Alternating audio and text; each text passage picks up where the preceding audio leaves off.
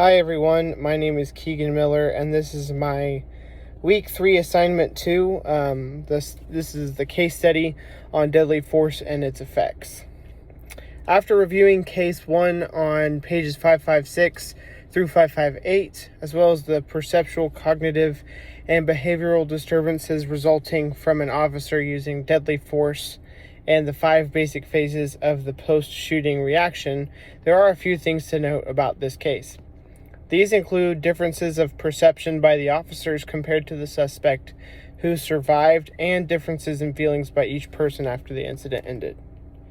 As the text details, officers who deal with shootings may have distortions in time perception, sensory distortions, a sense of helplessness, and disturbances in memory.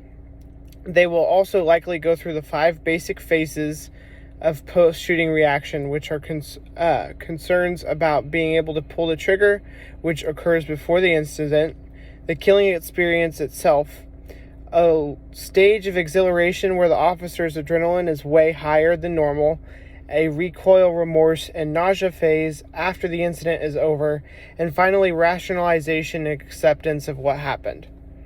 Now, as it pertains to this case, the officers involved quite likely dealt with some sort of distortion of the senses.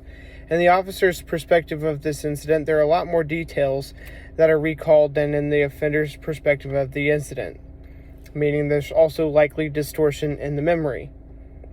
The officers recall the offender cursing at them, and also recall that they attempted on several occasions to talk the offender into putting down the knife.